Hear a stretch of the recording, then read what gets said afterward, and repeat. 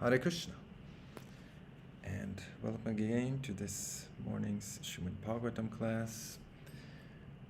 It's a wonderful, somewhat quiet Wednesday morning, and we're keeping the Bhagavatam class going. We'll start with the Jai Radha Madhava prayer. Jaya Radha Madhava Kunja Bihari Jaya Radha Madhava Kunja Bihari Gopi Janna Vallabha Girivaradhari Gopi Janna Vallabha Girivaradhari Yashodanandana Braja Janaranjana Yashodanandana Braja Janaranjana Yamunatira Vanachari Yamunatira Vanachari Namo Vishnupadaya Krishna Prasthaya Bhutale Srimate Bhakti Vedanta Swami Nityanamine Namaste Saraswati Deve Gauravani Pracharine Nirvishesha Shunyavadi Pasyatya Dashatarine Jaya Sri Krishna Chaitanya Prabhu Nityananda Sri Advaita Gadadhara Srivasadi Gaura Bhakta Vrinda Jaya Sri Krishna Chaitanya Prabhu Nityananda Sri Advaita Gadadhara Srivasadi Gaura Bhakta Vrinda Hare Krishna,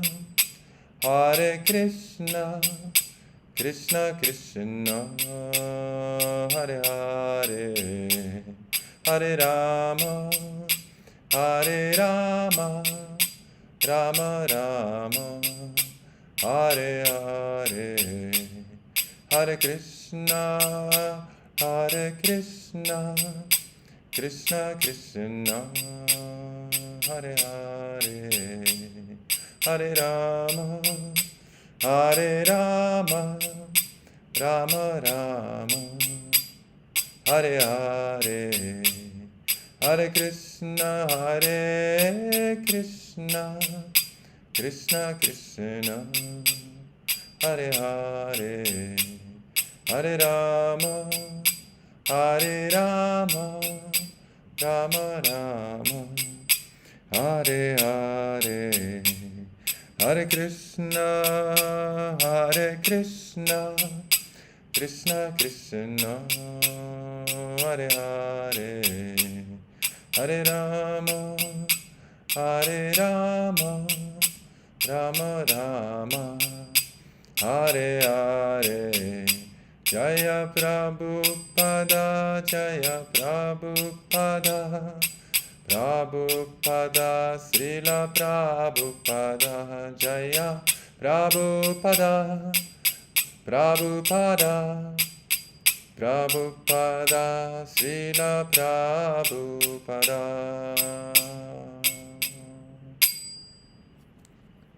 Srila Prabhupada ki jai. So, this morning I don't have my technical assistant, so I don't have the verse on the screen. Please forgive me. But we'll continue with our reading. Srimad Bhagavatam, first canto, chapter 2, and this morning is text 7. Om Namo Bhagavate Vasudevaya. Om Namo Bhagavate Vasudevaya. Om Namo Bhagavate Vasudevaya. Umagyanatimidandasya Gyanandana Shalakaya Shakshurmilitam Yena Tasmai Sri Gurve Namaha. Sri Chaitanya Manobhistam Stapitam Yena Bhutale Svayam Rupa Kadamayam Dadati Svapadantikam. Sri Krishna Chaitanya Prabhu Nityananda Sri Advaita Gadadhar Sri Vasari Gaur Bhakta Vrinda. Hare Krishna Krishna Krishna Hare Hare Hare Rama Rama Rama Hare Hare. Right. So the verse is as follows. Vasudeva Bhagavati Bhakti Yoga Prayo Jitaha Janyatya Ashu Vairagyam Jnanam Chayad Ahaitukam. Translation. By rendering devotional service unto the personality of Godhead, Sri Krishna, one immediately acquires causeless knowledge and detachment from the world. Purport by Srila Prabhupada. Those who consider devotional service to the Supreme Lord Sri Krishna to be something like material emotional affairs may argue that in the revealed scriptures, sacrifice, charity, austerity, knowledge, mystic powers, and similar other processes of transcendental realization are recommended. According to them, bhakti, or the devotional service of the Lord, is meant for those who cannot perform the high-grade activities. Generally, it is said that the bhakti cult is meant for the Shudras, Vaishyas, and the less intelligent woman class. But that is not the actual fact. The bhakti cult is the topmost of all transcendental activities, and therefore it is simultaneously sublime and easy. It is sublime for the pure devotees who are serious about getting in contact with the Supreme Lord, and it is easy for the neophyte who are just on the threshold of the house of bhakti. To achieve the contact of the Supreme Personality of Godhead, Sri Krishna, is a great science, and it is open for all living beings, including the Shudras, Vaishyas, women, and even those lower than the low-born Shudras. So what to speak of the high-class men like the qualified Brahmanas and the great self-realized kings. The other high-grade activities designated as sacrifice, charity, austerity, etc., are all corollary factors following the pure and scientific bhakti cult. The principles of knowledge and attachment are two important factors on the path of transcendental realization. The whole spiritual process leads to perfect knowledge of everything material and spiritual, and the results of such perfect knowledge are that one becomes detached from material affection and becomes attached to spiritual activities. Becoming detached from material things does not mean becoming inert altogether, as men with a poor fund of knowledge think. Naishkarma means not undertaking activities that will produce good or bad effects. Negation does not mean negation of the positive. Negation of the non-essentials does not mean negation of the essential. Similarly, detachment from material forms does not mean nullifying the positive form. The bhakti cult is meant for realization of the positive form. When the positive form is realized, the negative forms are automatically eliminated. Therefore, with the development of the bhakti cult, with the application of positive service to the positive form, one naturally becomes detached from inferior things, and he becomes attached to superior things. Similarly, the bhakti cult, being the supermost occupation of the living being, leads him out of material sense enjoyment. That is the sign of a pure devotee. He is not a fool, nor is he engaged in the inferior energies, nor does he have material values. This is not possible by dry reasoning. It actually happens by the grace of the Almighty. In conclusion, one who is a pure devotee has all other good qualities, namely knowledge, detachment, etc. But one who has only knowledge or detachment is not necessarily well acquainted with the principles of the bhakti cult. Bhakti is the supermost occupation of the human being. End of the purport. Back to the verse. Vasudeva Bhagavati Bhakti Yoga Prayojitaha Janyatyashu Vairagyam Jnanam Chayad Ahetukam. Translation. By rendering devotional service unto the personality of Godhead, Sri Krishna, one immediately acquires causeless knowledge and detachment from the world. Right. Mukham karoti vachalam pangum langaite girim yat kripatam aham bande Sri Gurun Dinataranam. So, we are again turning this morning to the Srimad Bhagavatam, and it's so wonderful. And we are trying our best to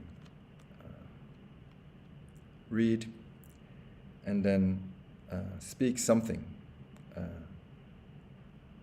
related to the topic of the day. And Srila Prabhupada gives an emphasis here on rendering devotional service unto the personality of Godhead Sri Krishna. So, there are many different activities that one might engage in for to somehow be a spiritual person. And some of them are mentioned, right? Sacrifice, charity, austerity, knowledge, mystic power, and similar other processes of transcendental realization. So, these activities are certainly glorious, and if we look at the society of today, we can see that these are lacking in many ways. Who is austere? Who has real knowledge? Who performs sacrifice? Who gives voluntarily in charity? Are there any mystic powers around? We don't see them so much. However, interestingly, what we do see in a increasing amount, in an increasing way, is this devotional service to Krishna, especially the chanting of the Hare Krishna Mahamantra. Hare Krishna, Krishna Krishna, Hare Hare, Hare Rama, Rama Rama, Hare Hare. So, this morning we are in Oslo, the capital of Norway. We're in the temple in these tranquil morning hours, and even in this country, in several cities, there are devotees chanting Hare Krishna. And although they may not, be great yogis with mystic powers, they may not be great pandits with vast amounts of knowledge. They may not be very wealthy, able to give great amounts of charity. They may not perform yagyas.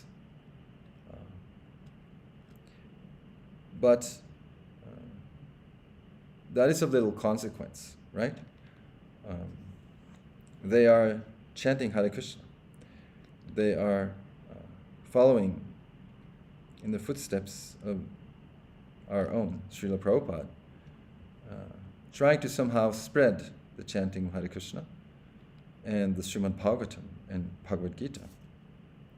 And therefore they are glorious. And actually, none of these other things are really needed. They have already achieved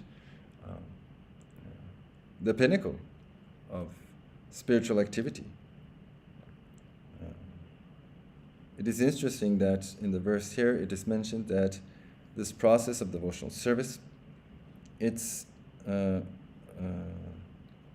simultaneously sublime and easy, right? So it's sublime for the pure devotees. So we can see that great souls spend their time relishing serving Krishna, relishing chanting Hare Krishna, relishing reading Srimad Bhagavatam and Bhagavad Gita, relishing engaging others. They spend, gallons and gallons of their own blood, sweat and tears to somehow get someone, a stranger on the street, to read a book, or they go out and chant the holy names and try to induce others to also chant and dance with them.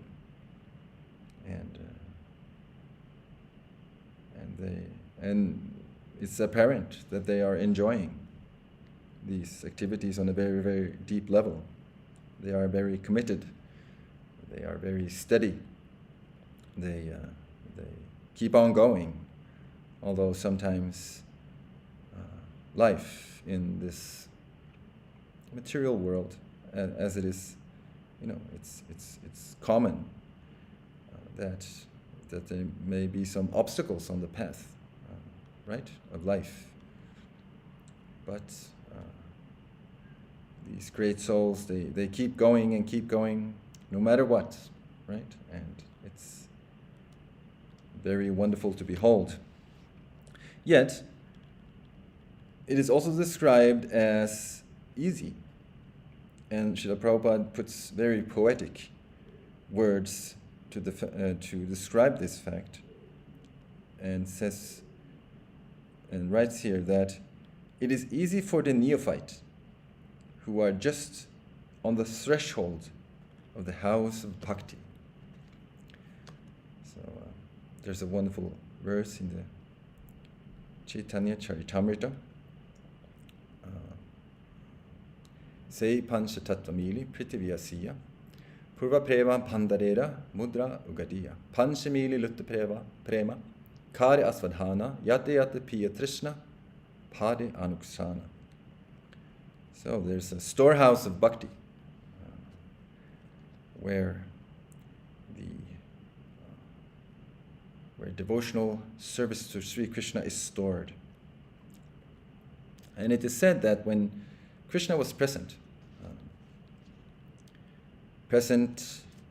at the end of the previous age, right? The Dwapara Yuga.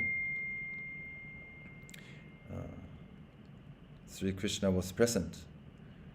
He had his Vrindavan pastimes, right? His Dwarka pastimes, Mathura pastimes. And he spoke the Bhagavad Gita to the great Arjuna. And although Krishna was present, that it's said that this storehouse of bhakti was sealed. It was locked. It was not so easily available at that time. But when Sri Chaitanya Mahaprabhu came with his associates of the Panchatattva, they broke that seal. They broke the lock. And then they plundered the storehouse of bhakti. And before distributing it to everyone, regardless of caste, creed, color, or gender,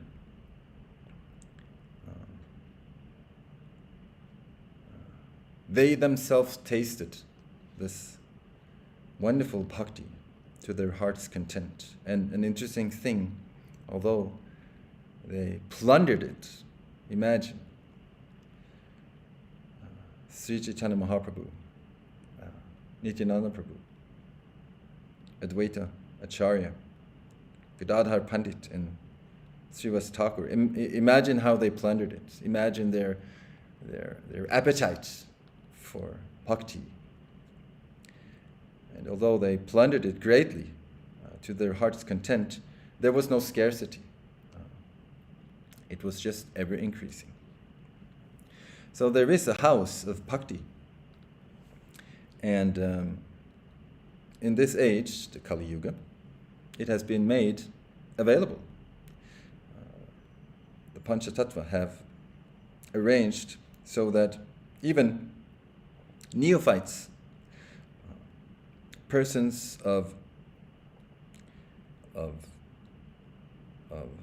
low-born status, persons who previously were barred from accessing this wonderful storehouse, they have now been invited to partake in this great feast of bhakti available in that storehouse, in the house of bhakti.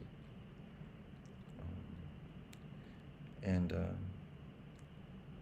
that is the essential part of the Sankirtan movement, the Hare Krishna movement, is to make this house of bhakti available to everyone, regardless of who they are, right? Sri Chaitanya Mahaprabhu is so magnanimous that he makes no distinction. An interesting analogy can be made. The analogy of the drunkard, right? So we might have seen walking on the streets of Oslo in the evening, especially on the weekends. You can see the drunkards, and they drink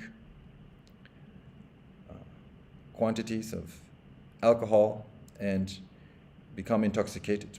And when they become really intoxicated, right? They no longer discern between who is a friend, who is a stranger. They might even roll around on the street without their clothes. Yet they do not care. And it's common. It can be seen. It's a common experience that if you approach such persons, they are usually in a very jolly mood, and they will accept you, give you a pat on the shoulder, and be very jolly. And this is the mood of the Panchatattva. They're so intoxicated after, feasting on this in the storehouse of bhakti, storehouse of love of Krishna. They're so intoxicated that they do not longer care who you are. If you approach them, they will willingly grant devotional service, the chanting of Hare Krishna, to anyone, right? They're just so jolly in their own spiritual realization that they just don't really care anymore. They just want to somehow give it out to everyone, to the point where the whole universe will be drowned in the wonderful process of devotional service. And it is also said here that one word Srila Prabhupada uses is contact. Those who are serious about getting in contact with the Supreme Lord. And he also writes, to achieve the contact of the Supreme Personality of Godhead Sri Krishna is a great science. So, contact. Another contact, that is the meaning of the word, one of the meanings of the word yoga. Yoga is to connect, right? Sambandha, to connect, to somehow come in contact with the Supreme Personality of Godhead Sri Krishna.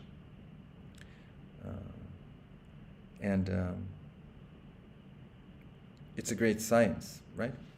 And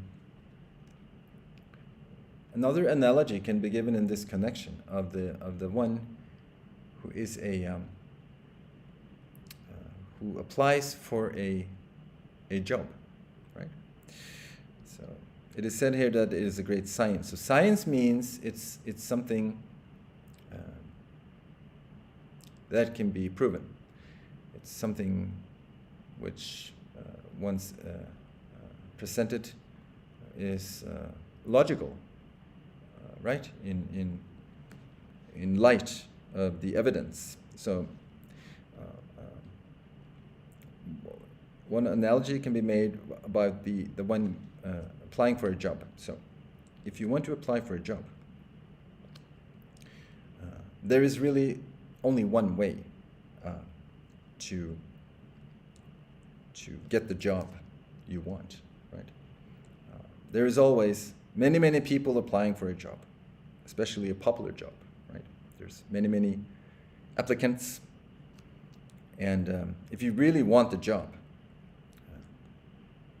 if you really want the people to hire you, you come in to the room, you basically have nothing.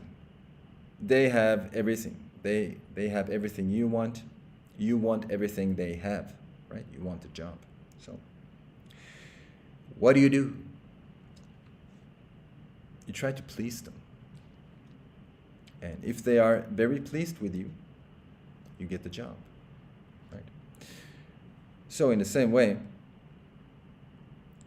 if you want to contact someone, if you want to contact a great person, imagine Sri Krishna, the Supreme Personality of Godhead, the Supreme Person. You want to contact him. You have to please him somehow. And the pleasing process is the science of devotional service. You have to serve him, and that will please him, right? And the most pleasing thing to Krishna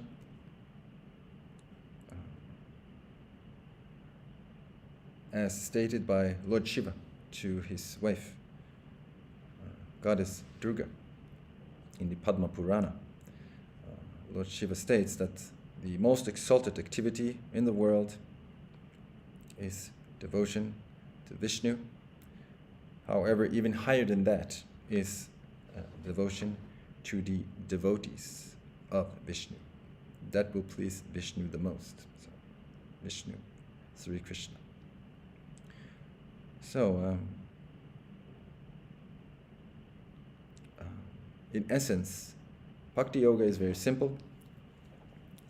All we need to do is somehow please Sri Krishna, somehow please his devotees, try to serve them, and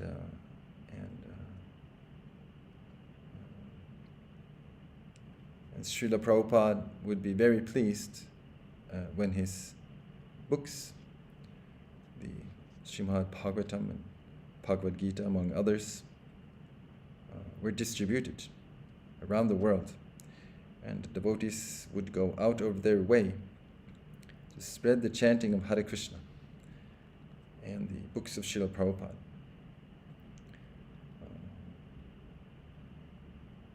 So it's an easy process. It's very wonderful, and although the goal is very high, right, to go back home, back to Godhead, it is the work of a lifetime of devotion. However, although the goal is very high, along the way there is so much enjoyment in this process. There's the wonderful association of the devotees. There is interesting reading, an expose of the science of devotional service coming down from the Vedas in books like Srimad Bhagavatam and Bhagavad Gita. There is the wonderful prasadam, first offered to the deity and then distributed to the devotees. Everyone who has ever been to a Sunday feast or a Govinda's restaurant, or who maybe has the good fortune to have devotee friends and being invited for a meal, will know that this is a very wonderful and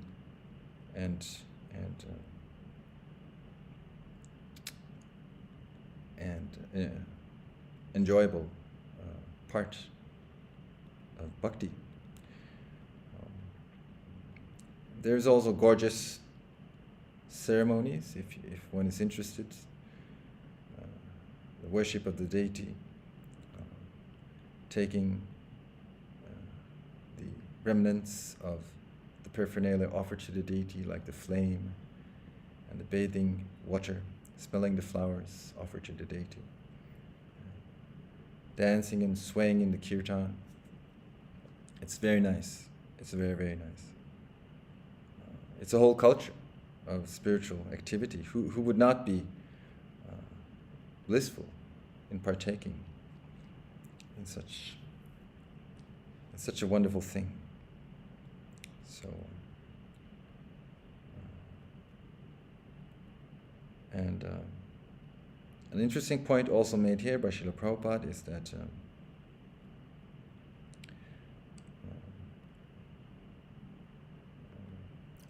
it is not possible to achieve this wonderful devotional service by dry reasoning. It actually happens by the grace of the Almighty. So, in this way, Krishna protects bhakti. He gives it himself, and he might choose not to give. However, being very, very magnanimous, Sri Chaitanya Mahaprabhu, Sri Krishna, the darling son of Nanda Maharaj himself, is very liberal, very, very liberal. In this day and age of many liberal movements, the bhakti cult is the most liberal because it includes everyone. Caste, creed, color, gender, no one is barred. Be he a qualified brahmana, a great self-realized king, or even a chandala. Everyone is invited to partake.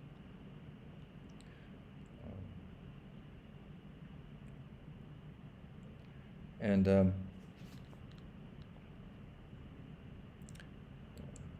it is seen that two phenomena happens when one engages in devotional service. by their own accord, very naturally. One acquires causeless knowledge, and the knowledge of one's true identity, right? One's eternal connection as a spiritual spark, living entity, a small servant of Krishna, connected forever, eternally with Krishna. Then there can be no fear.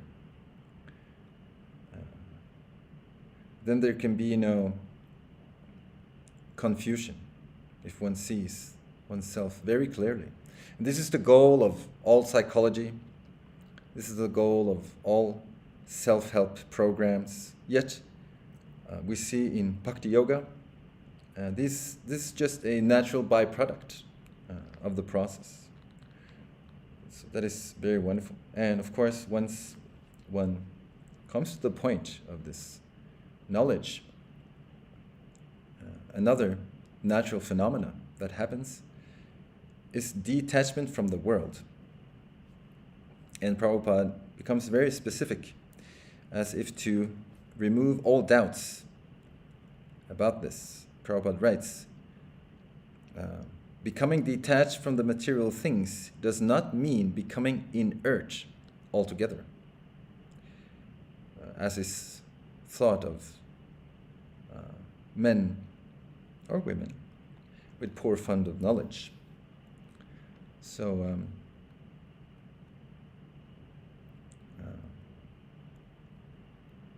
this indicates that one never stops with one's activities, right? You never stop being a normal person, just a person, living one's life. We're in this world. We take birth. We have a family. And as one proceeds through life, having different experiences, all that is really needed is just to add Krishna, right? Just mold one's life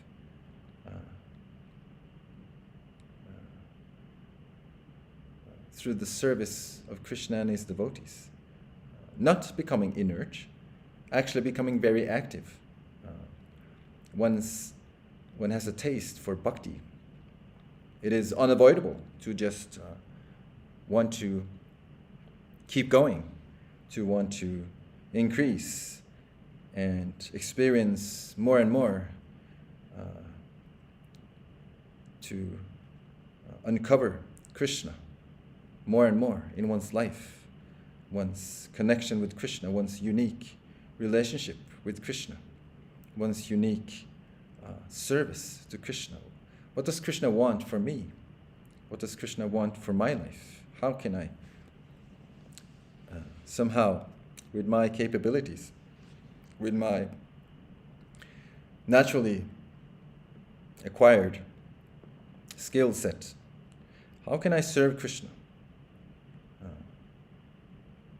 And what would be the best for me, right?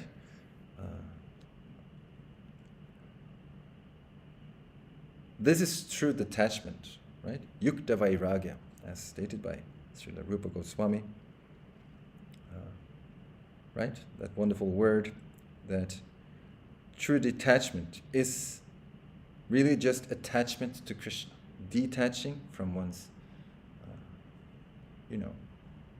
confused,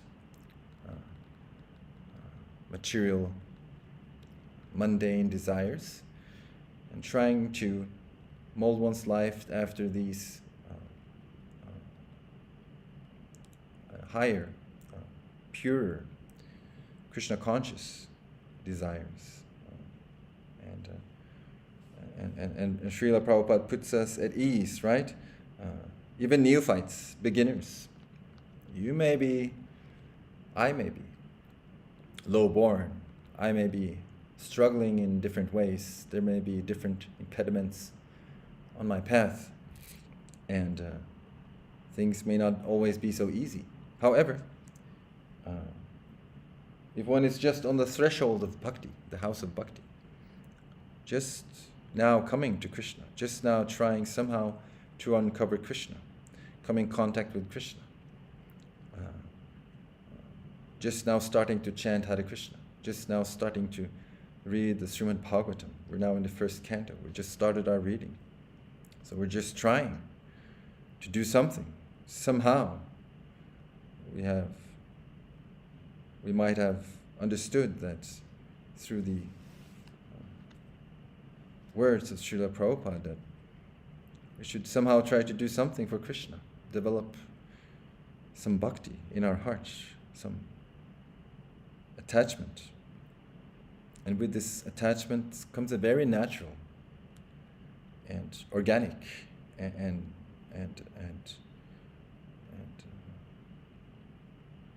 a detachment from material things.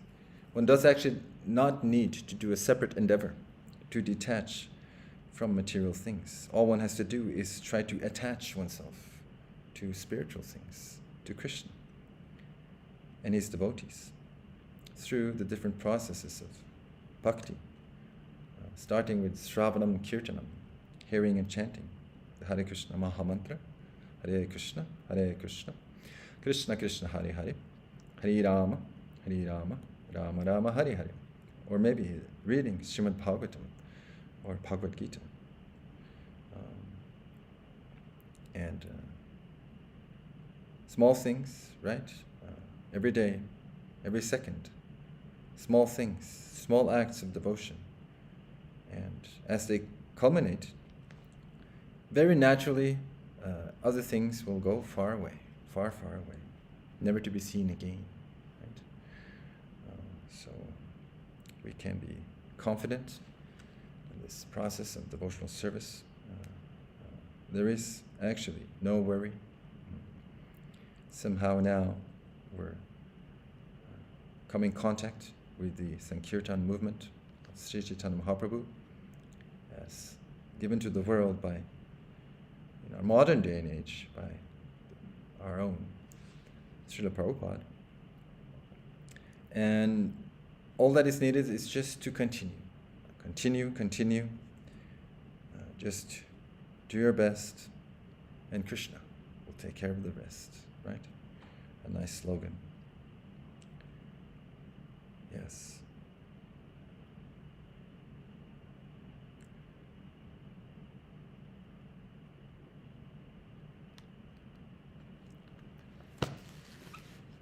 Thank you so much, Srila Prabhupada.